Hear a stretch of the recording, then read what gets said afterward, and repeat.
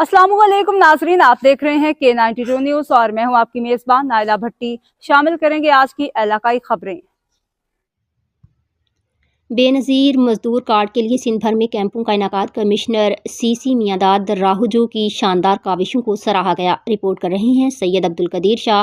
Karachi people's labour bureau Karachi division के सदर असलम समूह की क़ियादत में CBA के अहदेदारान ने कमिश्नर सीसी मियांदाद राहुजो से मुलाकात की, जहाँ उनकी खिदमात को भरपूर खिराज तहसीन पेश किया गया।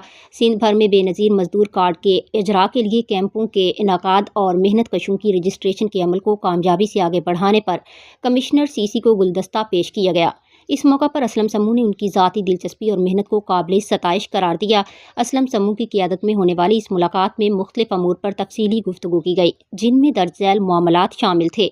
वलीका अस्पताल में नए भर्ती होने वाले मुलाजमीन को मेडिकल सहूलियात की फराहमी पर गुफ्तगू हुई।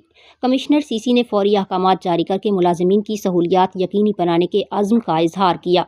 लांढी में गैस की फराहमी के लिए मसले पर कमिश्नर सीसी को तफसीली आगाही दी गई, जिस पर उन्होंने बाहिमी मुशावरत से उसका मुस्तकिल हल निकालने की यकीन दहानी कराई।